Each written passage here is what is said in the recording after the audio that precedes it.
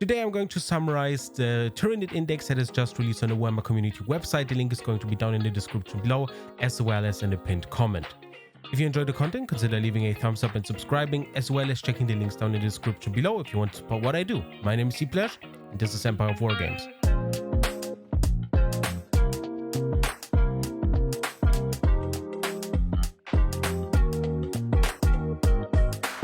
So in contrast to most other content creators, I'm going to try to summarize this entire index to condense it to a shorter video.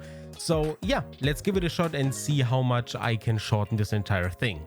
So we already know the army rules with Synapse and Shadow in the Warp. Both are seemingly very solid. It really depends on how good leadership scores are going to be across the board, but all in all, the army rules look solid. The detachment rule gives you options against 3 different kinds of opponents. So either lethal hits, sustained hits, or precision. All of them are super solid as well. So if you're playing against character heavy and so on, you're going to pick precision. And yeah, just having a flexible, solid detachment rule is great, but it falls under the category effective but boring. Then we have the stratagems. Most of these are quite interesting. I am happy to kind of say that I think most of these are going to see a lot of use, which was not the case in previous codexes, which had like 40 stratagems and you could use like effectively 5 of them. And now we have rapid regeneration, which gives feel no pain of 6 up, or a feel no pain of 5 up if you are within Synapse range for a unit. For 1 CP, that is amazing. You have Adrenal Surge, which for 2 CP gives you critical hits on a 5 up for 2 units. I think for 2 CP it is still quite expensive for what it does, but it could be useful depending on how many critical hits effects you have stacked on a single unit, so it really depends. Death Frenzy allows you to fight on a 4 up on death, which is also very solid for 1 CP, I think. Overrun allows you for 1 CP to consolidate 6 inches instead of 3, and if you're within Synapse range you can just move a normal move action up to 6 inches, which is also amazing. It has very Fire and Fady vibes with this one, and for 1 CP this one is going to be very, very solid. Then we have Synaptic Insight, which costs 1 CP and requires your unit to be within Synapse range, but you can target 2 units with this one and they get a different hyper adaptation, while the other is stacked on top of that as well. So very strong for 1 CP in my opinion. And Endless Swarm obviously lets a unit that has the Endless Multitude keyword return with D3 plus 3 models. And yeah, those are the stratagems. They all look very, very solid. Some of them are a little bit more situational than others. I think Adrenal Surge might be the weakest one of the bunch, but it really depends on the units you're targeting. So I don't want to just say that flat out. Very solid. And the same more or less applies to the enhancements, which I think are all very good. Alien Cunning is basically you can pick one of your models that has that Alien Cunning ability, and at the start of the game you can redeploy 3 units, similar to what Ultramarines had, and so on. Very, very strong. We have Perfectly Adapted. You can reroll 1 hit, wound, damage, and advanced roll, and charge roll, and saving throw on top of that. My god, that just keeps going. Perfectly Adapted is amazing as well, especially on a very fighty Tyranid model. Then we have Synaptic Linchpin, which just increases your Synapse range to 9 inches. That is going to be very useful as well. And Adaptive Biology gives you a feel no pain of 5 up. And at the start of any turn, if the unit has fewer units than the starting numbers, it gains a feel no pain of 4 up. And a 4 up feel no pain is no joke at all. That makes your unit insanely tanky, especially if you consider that there are characters out there, especially for the Tyranids, that are huge and have a ton of wounds. And the more wounds you have, the stronger feel no pain gets. So the enhancements are all A tier. I really like all of them. So next up we are going to get to the data cards. We have the Winged Hive Tyrant first, a solid movement, solid toughness of 9, so similar to a Rhino, 10 wounds, and so on. The weapons are looking a little bit weird. I'm used to the Hive Tyrant being able to deal with vehicles quite easily. This one is going to struggle quite a bit if you are not going to stack any lethal hits on top of that or stuff like that. Because if you look at the strength characteristics, you have either 7 or 9. The AP values are good across the board. The number of attacks are good across the board. So I think you're going to be fine. The damage numbers are 2 or 3. So that is not a problem at all. You're going to deal with light vehicles and elite infantry just fine, but everything else, higher toughness targets are going to be a problem for the Winged Hive Tyrant. Then we have 2 abilities. Will of the Hiveman basically says that 1 unit within 12 inches of the Winged Hive Tyrant can be targeted with a stratagem. That one costs 0 CP and you can use a stratagem you already used that turn. CP gaining abilities are incredibly strong, especially if you consider that you can also use the 2 CP stratagem that we discussed earlier called Adrenal Surge. So that is going to be one of the best case scenarios for that stratagem. And then we have the key star ability for the Winged Hive Tyrant, which is called Paroxysm or something like that. And you can pick a unit within 12 inches, roll 1d6. On a 1, you suffer d3 mortal wounds, you basically fail. And on a 2 up, until the end of the phase, subtract 1 from the attack characteristics of weapons equipped by models in that unit. A very strong debuff, especially against armies that have a low ballistic skill to begin with. We're talking about Tau, Astra Militarum, Leagues of Wotan, those kinds of armies. So yeah, the Winged Hive Tyrant has a lot of toys to play with and has a clear buffing thing going on. But keep in mind that it obviously doesn't have the leader or lone operative abilities, so it is going to be targetable at all times. Quite a solid data sheet. I would probably give it a 7 out of 10. So the regular Hive Tyrant loses 4 inches of movement and gets +1 to its toughness, which is okay. Then the weapons are very similar. Most of the ranged weapons get the blast rule, which is really good in 10th edition. The melee weapons and so on, they're just very, very similar to what the Winged Hive Tyrant gets. And so are the abilities. You are getting Will of the Hive Mind, which is the 0 CP ability for 1 unit within 12. And then we have the Onslaught Aura, which is Psychic, which basically says a unit within 6 inches of this model gets the assault capability for its ranged weapons. Also very useful, especially if you just want to push forward. Now what makes the Hive Tyrant a little bit more interesting is that it has the leader ability, just something to keep in mind that makes it a lot more durable compared to the Winged Hive Tyrant. But all in all, I think the Paroxysm ability from the Winged Hive Tyrant is way better than Onslaught and the leader ability in my opinion.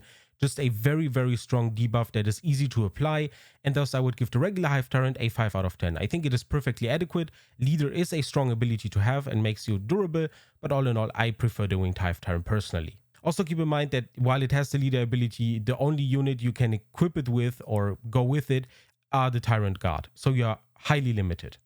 We already looked at the Swarm Lord. The Swarm Lord has a lot of melee attacks, a solid psychic weapon, and has very strong abilities. So all in all, I think the Swarm Lord is going to probably see play even in semi-competitive or maybe even in competitive environments. It all depends on the points, which is why I'm not going to go too much into detail in these videos. But yeah, you can also just have it go with the Tyrant Guard. It has the leader ability. So all in all, the Swarm Lord still looks very solid, still looks like a decent 7 out of 10 data sheet, and it is very much carried by its strong abilities. Next up we have the Brood Lord, which is a slightly weaker Patriarch with 1 less attack. Other than that, the stats look the same. You have the Scout 8 ability, of course, which allows you to move 8 inches at the start of the game, which is quite a lot. It is a leader, but it can only lead Gene Stealers, but those Gene Stealers get the Devastating Wounds ability, which is quite good with Vicious Insight. And then we get another subtract 1 to the hit roll ability with Hypnotic Gaze, but it is only for a unit that is in engagement range with this specific unit. So keep in mind that leaders and the unit they are getting attached to are considered to be one unit, and thus even if your Gene Stealers are in there and your Brood Lord is not, you can still apply this ability. So quite a strong defensive ability for a unit that has quite the easy time to get into melee to begin with. So the Brood Lord looks solid. It all depends on the points here. I'm for now going to give it a 6 out of 10. I think it looks strong, but it's not quite there yet. Then we have the Winged Tyranid Prime. Solid movement, solid stats, a little bit squishy at toughness 5 in my opinion. The melee attacks are 6 attacks at 6 -1, 2, which is fine against Space Marines and so on, but you're really going to struggle against bigger things. So I really hope that the Winged Tyranid Prime is going to be the cheapo HQ choice or leader choice of the box. What can you use it for as a leader? You can attach gargoyles to it, Tyranid warriors with melee bioweapons or Tyranid warriors with ranged bioweapons. Still quite a small list if you think about it, it's just Tyranids and gargoyles, but it is fine regardless. Especially considering that you need a unit that can somewhat keep up with the Winged Tyranid Prime, otherwise you're just hampering the movement. The units it's leading are getting the Sustained Hits 1 ability, which can be very, very strong, especially on regular Tyranid warriors. And Death Blow is obviously a strong ability as well. So the Winged Tyranid Prime, I hope is going to be cheap, and if it's as cheap as I think, it's going to be an easy 6 or 7 out of 10. If it's too expensive though, it's going to fall quite hard when it comes to the rankings, and it can quickly get a 3 out of 10, or maybe even unplayable if we are talking about way past 100 points. Then we have the Turvigon, which is obviously going to help your Termagants respawn. It can breed them basically. It has toughness of 11, 16 wounds. It is going to be very tanky with a 2-up save, but no invulnerable save. Always important to keep that in mind. The ranged weapon looks like a solid little weapon that is going to be there to maybe clear up some infantry on objectives or something, but it's nothing to write home about. The melee attack with the massive crushing claws is way scarier at strength 12, AP-3, damage D6 plus 1, which is very capable of destroying or at least damaging vehicles. It explodes, it has Shadow in the Warp and Synapse, it spawns D3 plus 3 destroy Termagants. You have the Blood Progenitor aura, which says while a friendly Termagants unit is within 6 of this model, ranged weapons equipped by this model have the lethal hits ability. So honestly, if you're running a lot of Termagants, the Turvigon is a must include because lethal hits on that amount of attacks is incredibly scary. You're respawning them, and the Turvigon itself, even though it sucks at range, is pretty scary in melee. So if you ever get there, it is going to do its job. So all in all, I think the Turvigon, if costed appropriately, as always, I'm going to say that a lot throughout the video, is going to be very strong because I think the Termagant's datasheet looks pretty decent. And if the Termagant's datasheet looks at least decent, which it does, the Turvigon is going to be good by proxy. Just remember that the Turvigon does not have the lone operative ability nor the leader ability and is thus going to be targetable at all times. So for now, I'm going to give it a 6 out of 10 because it is very points dependent, and the points for the Termagants are going to be important here as well, but I think it could be a very strong player in more competitive lists for the Tyranids moving forward. Then we have Old One-Eye, which to everyone's surprise is a leader, but it makes sense because it can lead other Carnifexes. The stat line is T9, 9 wounds, so it looks very, very solid. We have very strong attacks, 6 attacks at strength 14, AP-3, damage D6 plus 1 is going to shoot through any vehicle without any problems. So if these very strong attacks are on a 200 point base, it is going to be a very scary model indeed, especially considering that its defensive capabilities are not bad at all, and you get Feel No Pain 5 up on top of all of that. And you have the Alpha Leader ability. While this model is leading a unit, each time a model in that unit makes an attack, you can reroll the hit roll. For Carnifexes, this is going to be amazing. And you have the Unstoppable Monster. At the start of each player's command phase, this model regains D3 lost wounds. So it's going to stick around even longer, and with Feel No Pain, regaining wounds is stacking up to infinity. So if you are able to keep that thing alive, it is going to be a pain to deal with and require a lot of dedicated firepower to take it down, which is the true definition of a distraction Carnifex, and this one happens to be called Old One-Eye. But it's funny, it's going to be a stronger model, I think, especially considering its durability, but we'll have to wait and see how easy it is for most armies to chew through this one. So for now, I'm going to give this one a 6 out of 10 as well. Then we have Tyranid Warriors. Tyranid Warriors have 2 different data cards, one with melee bioweapons and one with ranged bioweapons. And I can already tell you that I prefer the ranged bioweapons by a lot. So what do we have here? We have Toughness 5, which is solid, a 4-up save, which is standard, no vulnerable save or anything to speak of, 3 wounds, and we have a ton of different weapon options. We have the Barbed Strangler with Blast, 36-inch range, very, very long range. A D6 plus 1 attacks with Blast together is going to be insane.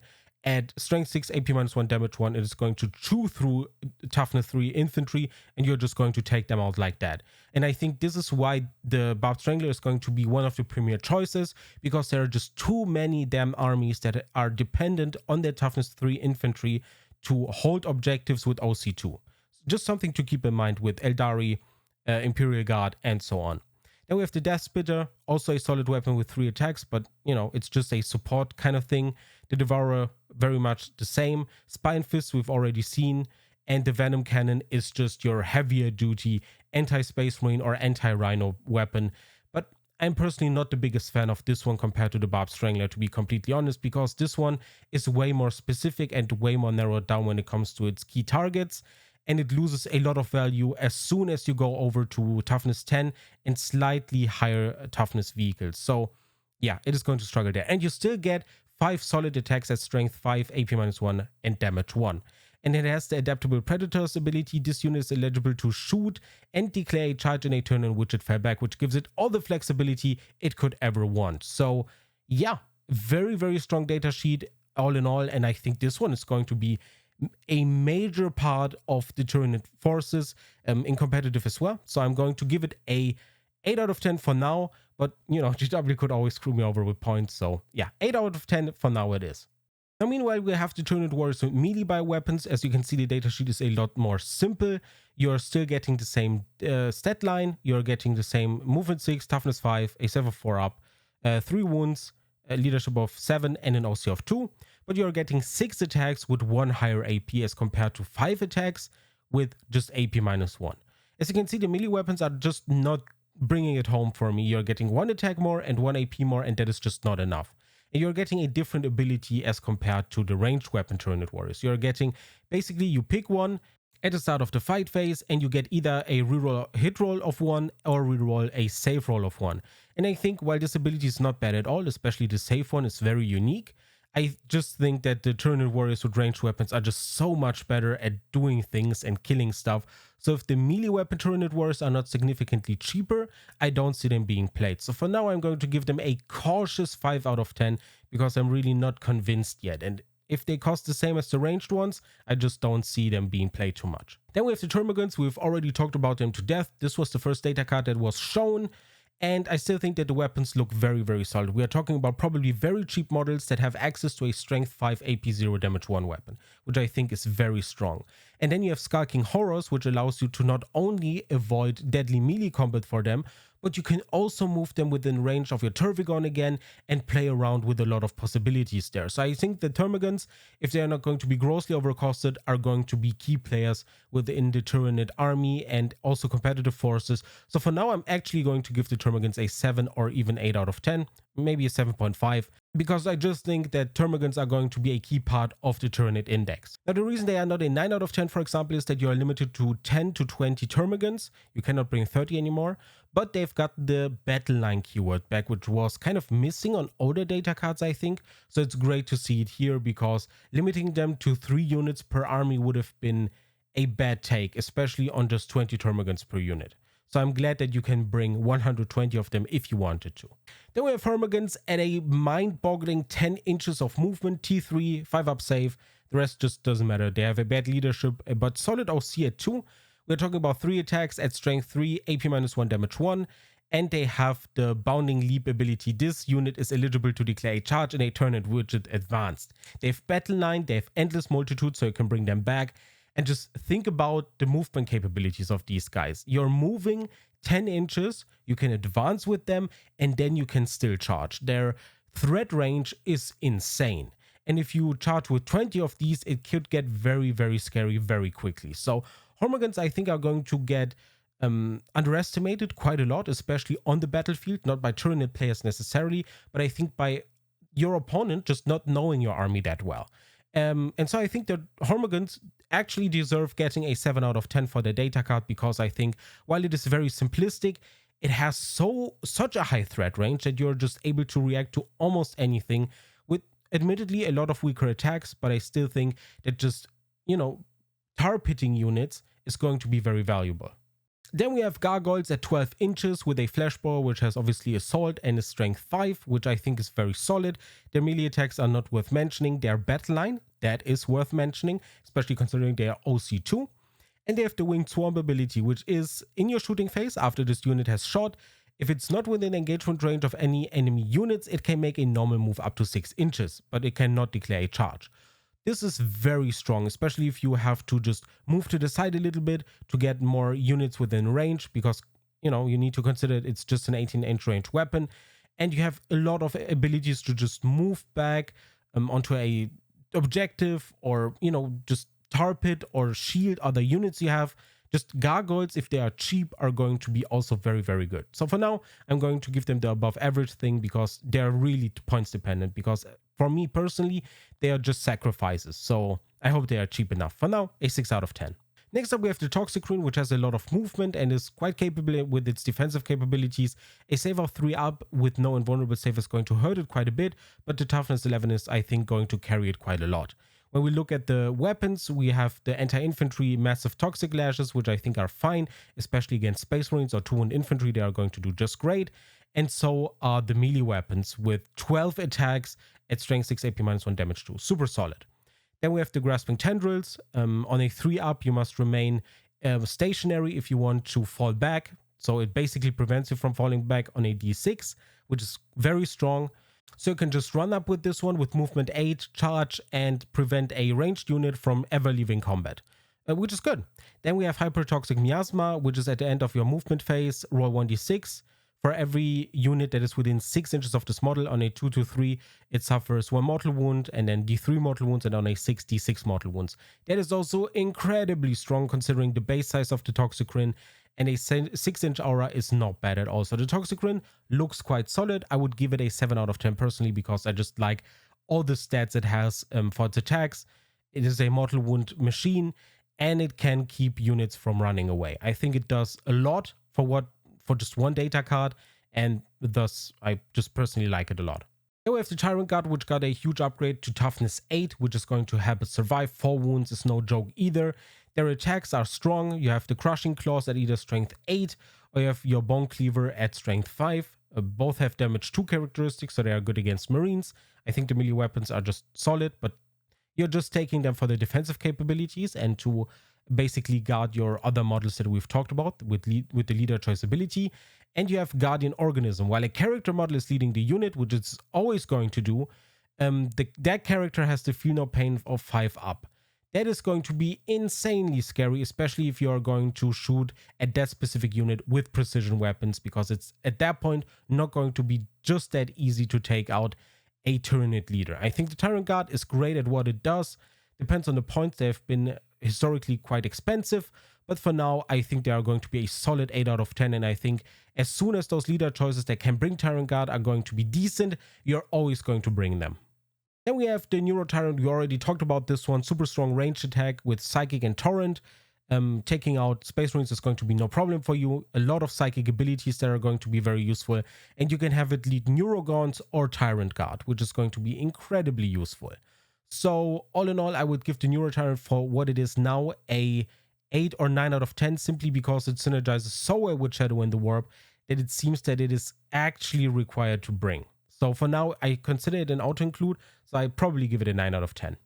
Then we have the Lictor, which is T6, 8 movement, looks solid, 6 attacks at strength 7, AP minus to damage 2, is not quite what I was expecting, but the precision special rule makes it a little bit better. We have Fights First, that one is going to be a huge upgrade, Infiltrators, Lone Operative, and Stealth. So if you're ever worried about your Lictor just dying, it is not going to die. It has a toughness of 6 wounds, and all those defensive capabilities. So you need to make grave movement mistakes to just have this one killed off like that. And it also has an invulnerable save. So this one, deceptively tanky, and it's all hidden within the core abilities. Then we have Feeder Tendrils. Each time this model destroys an enemy character model, which it can with the precision special rule on its melee weapon, you get 1 CP. Super strong. And then we have Pheromone Trail. Once per battle round, you can target one model with this ability with the rapid ingress stratagem, and it costs 0 CP, so you can deep strike that thing wherever you want. Very good. The Lictor, man, they have really outdone themselves. The melee weapon, I'm not sold on 100%. It has the precision special rule, but the rest of the stats are not quite where I wanted them to be. I was expecting at least 1 strength higher, but everything else really comes together, especially in the core ability segment with Fight First, Infiltrator, Lone Operative, and Stealth. I'm going to give this one a 9 out of 10. I really like the Lictor. Then we have the Death Leaper, which is very similar to the Lictor with its stats. It gets a wound more, the movement is the same, and so on. The defensive capabilities are the same. You get the Feeder Tendrils, the same attacks, and so on, but you get Fear Unseen instead of the Pheromone Trail, which I think is a solid aura as well. While an enemy unit is within 6 inches of this model, worsen the leadership characteristic of models in that unit by 1. In addition, in the Battle Shock step of your opponent's command phase, if such an enemy unit is below its starting strength, so any starting strength, so just if it has 1 wound, if it's a single model, or just lost a single model, it must take a Battle Shock test. And the Death Leaper is going to be incredibly strong as well. I think both variants are just going to be useful. And thus, I don't just, they have to really be very, very expensive for me not to want to use them. I think they're super solid, and I hope they're cheap enough to bring them. Just keep in mind that the Death Leaper is an epic hero, so you cannot spam this one, but you can spam Lictors. Important to note. Then we have the Maleceptor with the same defensive profile as the Toxicrin, but it has an invulnerable save of 4 up, which is going to make it a lot more difficult to kill, especially with high AP weapons. It itself has a very strong psychic ability, one of the best ones we've seen overall with d6 plus 3 attacks, strength 10, AP minus 2, damage 3. This one is no joke. It has the blast ability and it is going to shred through any kind of infantry. No matter how elite it is, this one is going to be trouble. And in melee, it is similarly strong. It has just very few attacks, but still 3 attacks at strength 9, AP minus 2, damage d6 plus 1, especially against the likes of rhinos, light Eldari vehicles, is going to do some damage. And you're hitting on 3s, which is solid. And not only that, it also carries a very, very strong debuff ability with itself, which says that any model or unit within 6 inches of this Maleceptor gets -1 to the hit roll, and if it's below half starting strength, it gets a -1 to the wound roll as well. And that makes the Maleceptor suddenly from quite tanky to very, very annoying to deal with. But it has counterplay. You can attack it with ranged weapons, of course, and avoid it, because while 8 inches is still super fast, especially for most armies, Death Guard and so on, you can still shoot at range and so on and keep it at bay. But that psychic aura is very, very strong. The Maleceptor, a solid 8 out of 10. Next up, we have the Pyrovores. These ones are okay. They have a 3-up save, toughness 6 for wounds. They have burning spray in your shooting phase. After this unit has shot, select one enemy unit that was hit, and it cannot gain the benefit of cover, which is okay. You're getting d6 plus 1 attacks with ignores cover, torrent, and twin linked. So you're going to wound quite nicely with this one, but at strength 6, AP minus 1 for a model that is probably going to be quite expensive. I just don't see this being quite enough, and in melee it is going to just get destroyed. So for now, I'm not that optimistic about this one, and I would personally give this one a 4 out of 10. I just don't personally like the Pyrovores that much. Next up, we have the Haruspecs with the same defensive capabilities as most of the bigger Tyranids we've seen. T11, the 3-up save, 14 wounds, which seems to be the standard. OC of 4 makes it quite the threat on an objective, and especially if you look at the damage department it can offer. The range attack is not going to do anything, but the melee attacks are very strong. 14 attacks at strength 7, AP minus 1, damage 2 are very strong, and then you have 4 attacks at strength 14, AP minus 2, damage d6 plus 1, very strong. Then you have Grisly Spectacle as your ability. Each time this model is selected to fight after resolving its attacks, if one or more enemy units were destroyed by those attacks, each time an enemy unit is within 6 inches of this model, it must take a battle shock test. And that is exactly what you want as a Tyranid player. You want to force those battle shock tests, and this one easily can trigger that Grisly Spectacle ability. I just fear that the Haruspecs is going to be quite overcosted for what it does, simply because it has those strength 14 capabilities. And I think GW is going to value just having those attacks on your profile very, very highly. For now, a cautious 5 out of 10. I can see its potential, but for now, I'm really predicting that GW is going to overcost the shit out of this one. Next up, we have the Venomothropes. There are nothing really to talk about when it comes to its defensive and offensive capabilities. They're okay defensively. They are really bad in offense with just anti-infantry 2-up, admittedly, but it's not going to do a lot with AP 0 damage 1. What they do have, though, is they give all your units within 6 inches a benefit of cover, which is strong. And if they are not monsters, they also get the stealth ability. So your regular units are going to be incredibly strong, and especially if you have your leader choice with Hive Guard and so on, they are going to be a menace to deal with. The Venom tropes are probably going to be overcosted as well, because they're not going to do anything other than being a foul spores model that is just going to do literally just that. So for now, while I think the foul spores ability can be quite strong, I just don't see it being picked that much, because you would rather just put your points in something more offensive and just kill stuff off instead of, protecting your stuff even more. Your army's tanky enough, so I'm going to give the Venomothropes a 4 out of 10 for now. Then we have the Von Ryan Sleepers. We already talked about them. I don't think they're that great. They have a good movement capability. They have an invulnerable save. They have a pouncing leap. So you can use the Heroic Intervention Stratagem for 0 CP. Their attacks are just way too weak. We're talking about 6 attacks, strength 5, AP minus 1, damage 1. Not enough. I think the Von Ryan Sleepers are probably one of the weakest data cards in the entire book or index. And I'm going to give these ones a 2 out of 10. Not a fan at all. And then we have the Neurogons, which the same basically applies. They have nothing going for them. They have Neurosights, which say while this unit is within synapse range of your army, it has the synapse keyword, which is nice to, just prolong the radius for your synapse stuff. But do we know what the Neurogaunt or Node Beast does? Does it do anything? I'm a little bit confused when it comes to this data card. So as it stands right here in the index without any additional information or points, I'm just going to give this one a literal 1 out of 10 because it does literally nothing. This prolonging your synapse range is fine, but that's literally it. So I don't know if the node piece is missing or not, but the neurogons suck. They look great though, but they really are bad. Next up, we have the zoanthropes, and this is a good as point as any to notice that the Neurotyrant cannot bring any zoanthropes as its unit that it's leading. It is very weird. I think they would have fit together very nicely. And yeah, it's just something I noticed, and I think it sucks. I think that would have made perfect sense, and it would have been a cool little unit that looks very cohesive. No idea why that doesn't work. The defensive profile here is nothing worth mentioning, at least standard one. You obviously get a very strong invulnerable save. It offers an invulnerable save to units within 6 inches of it, of 6 up, which is going to help you quite a lot. Although consider that, AP has been reduced, so a 6-up invulnerable save is a lot less valuable than it was in 9th edition. Then it has an ability that is very interesting, which is called Spirit Leech. While this unit contains a Neurothrope, while an enemy unit is within 6 inches of this unit and each time it fails a Battle Shock test, it suffers D3 mortal wounds, and one model in this unit regains D3 lost wounds. You don't want this unit to be in that short range, and thus I deem this ability to be quite weak. It is going to happen from time to time, but it is not an ability why you'd pick zoanthropes in your army, especially in a competitive environment, and thus I think the Spirit Leech ability is a little bit meh. When we look at the weapons though, the ranged psychic abilities with Warp Blast, either focused or non-focused, are both very good.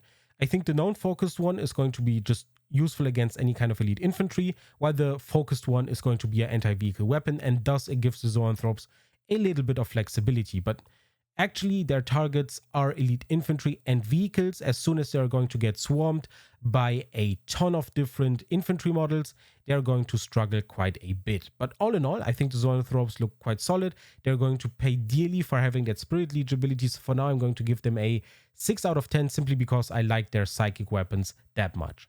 Then we have the Gene Stealers. We already talked about them. Scout 8, Strength 4, AP -2, Damage 1, tons of attacks, good invulnerable save, ugliest models out there. And they have the Vanguard Predator ability. I think they are going to be useful, but I don't think they're going to be run too much. I would for now give them a solid 5 out of 10. I think they're absolutely playable. They're not bad at all, but they are nothing to write home about. And the same basically applies to the Ravenous, although I like them a little bit more and would give them probably something like a 6 out of 10.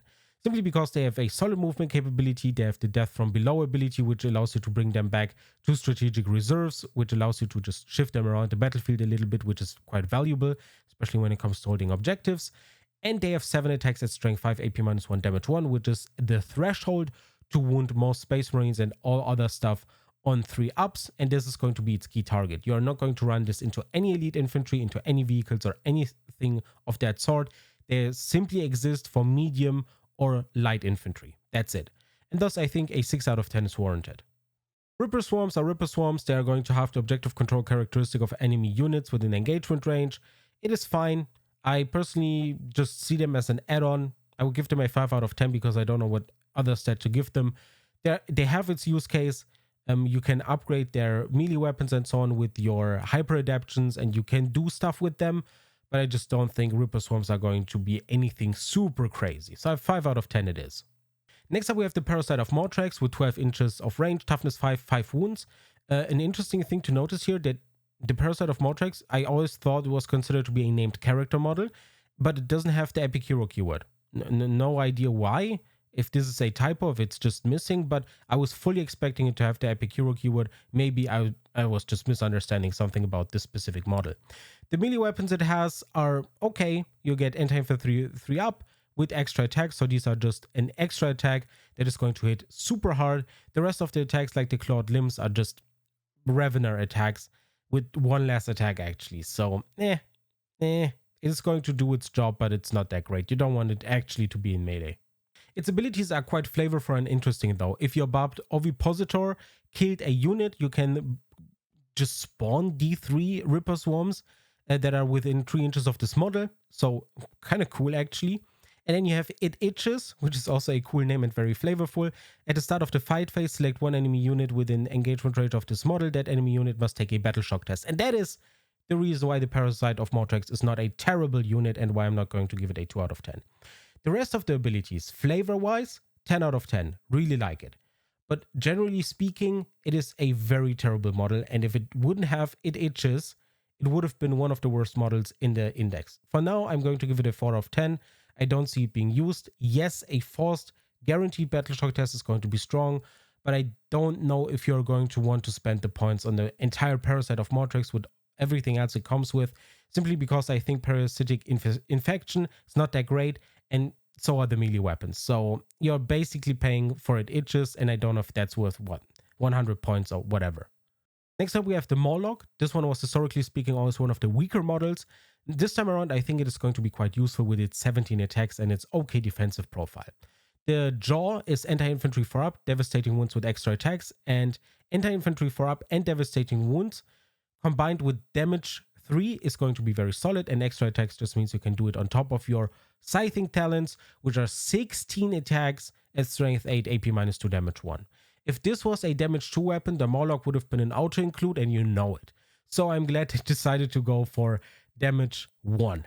Very strong regardless. I think this model, depending on its points cost, is going to be very scary. And Terror from the Deep, on top of that, says that if you are deep striking, all models within 12 inches are going to get mortal wounds unless you roll terribly. So either D3 mortal wounds or 3 mortal wounds, and must take a battle shock test. I think the Morlock is going to be very strong, and for now I'm going to give it a provisionary 8 out of 10 because I really like what I'm reading here. And the Trigon looks very scary as well. It doesn't have as cool of an ability as the Morlock, but it has incredibly scary melee attacks.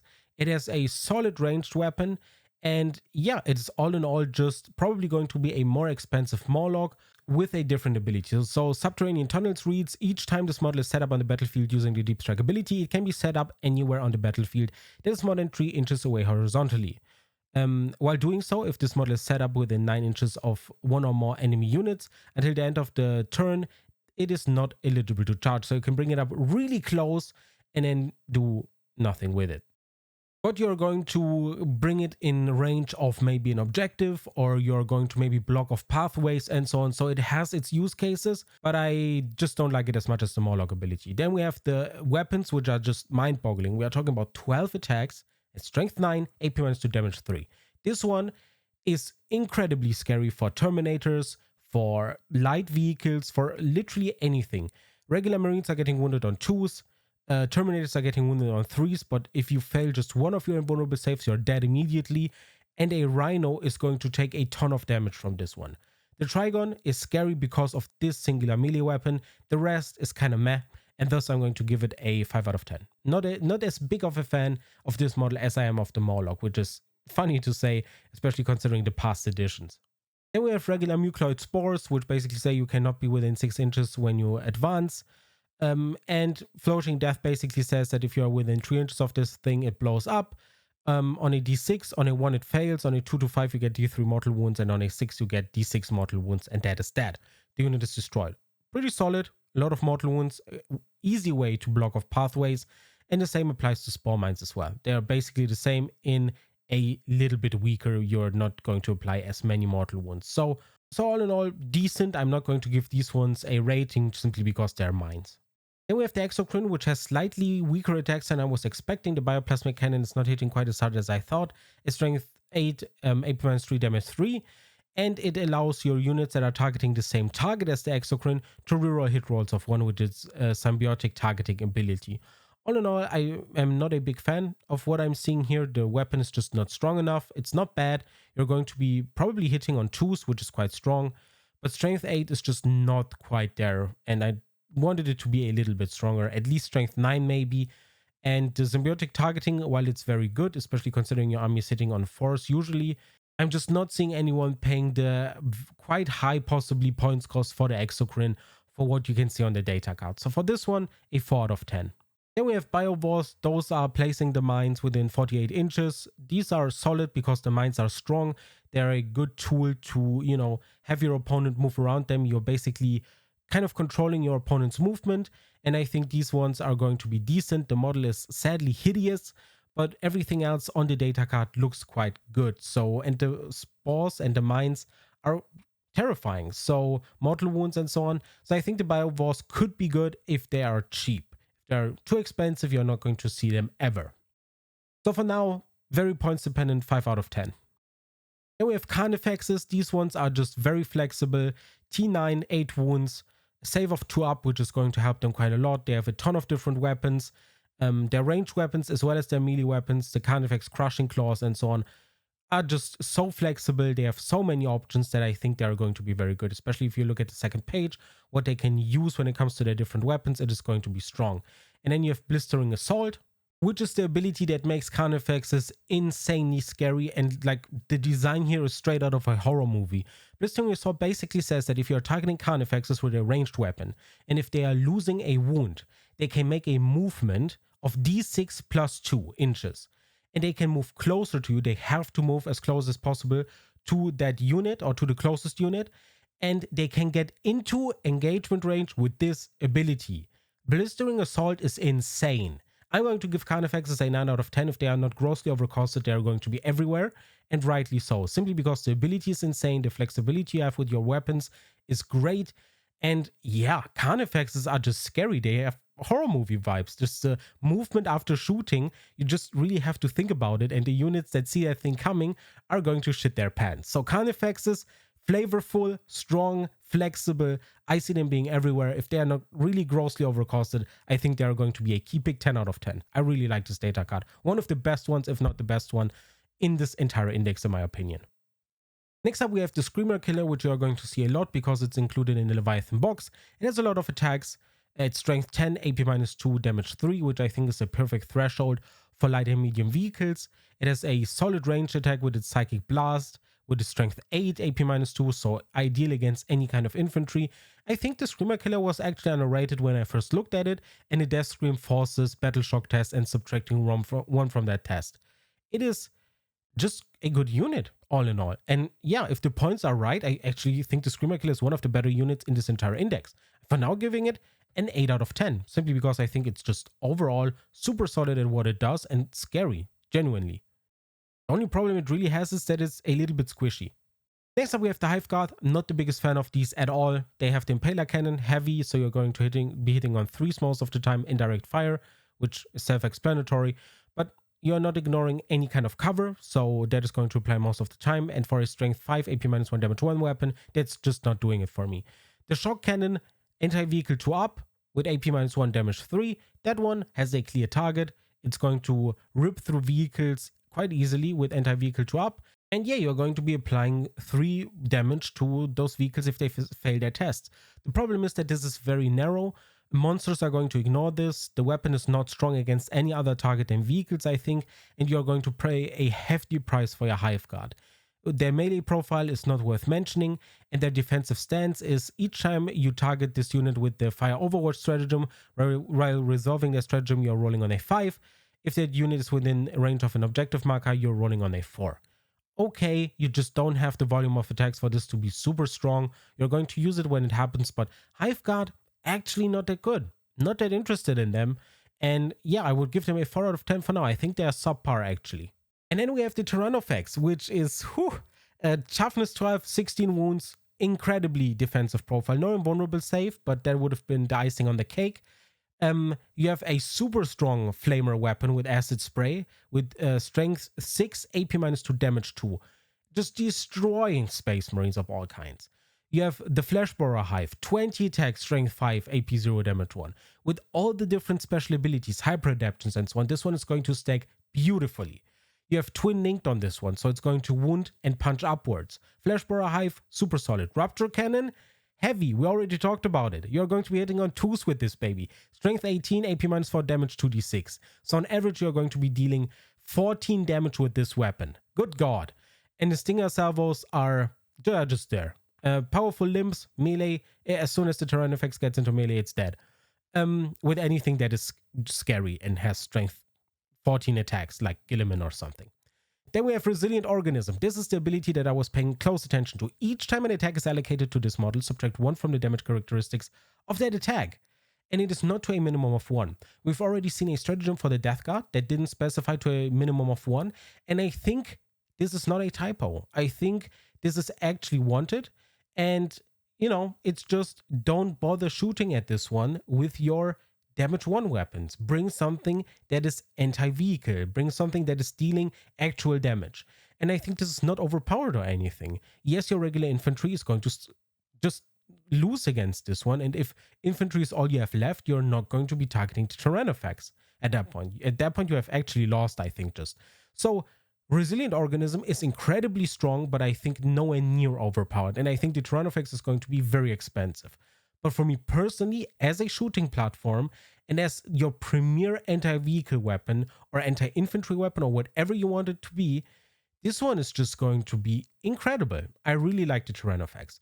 When it comes to its weapon profiles, I am never ever going to pick the Acid Spray over the Rupture Cannon ever in a 2000 points game. But that is just me. It's just me. Because you have a lot of anti-infantry, but not a lot of anti-vehicle and monster, and thus the Raptor Cannon just makes a lot more sense. So for its defensive capabilities and the weapon options, I'm going to give this one a 9 out of 10. I really like the Tyranids, but I think this one's going to be quite overcosted. Then you have your little drop pod with the Tyrannocyte. You can place it down on the battlefield in the first, second, or third movement phase, which makes it quite valuable. And you're not only placing it down as a kind of turn 1 drop pod, because that is going to be its key strength, you're also going to be getting decent weapons with strength 5, AP -1, damage 2, or in melee, strength 7, AP 1, damage 2, which is good. I think it's okay. And depending on its points cost, it's going to be quite strong. It can carry 20 Tyranids infantry, 1 Tyranid monster, so you can just crush a Tyranid Carnifex in there, which is going to be so fun. On turn 1, no less. And with a wounds characteristics of 12, which is definitely doable. And then each model with a wounds characteristic over 1 takes up the spot of 3 models. So you can bring your more expensive models as well, but less of them. I think this one is one of the better drop pods, and if all of them are similar to this one, they are going to be great. I see the Tyrannocyte being used quite a lot, and I'm going to give this one an 8 out of 10 because I like the weapons that it has attached to it, I like the aerial seeding ability, and I like the amount it can transport. Very strong. Bringing it down on turn 1 is going to be scary, and you're going to be probably using this one. Then we have our flyers with the Hive Crone first. You know, they have their ranged weapons, they have their close combat weapons with anti-fly and extra attack, so you're going to be wounding especially flyers with the Hive Crone.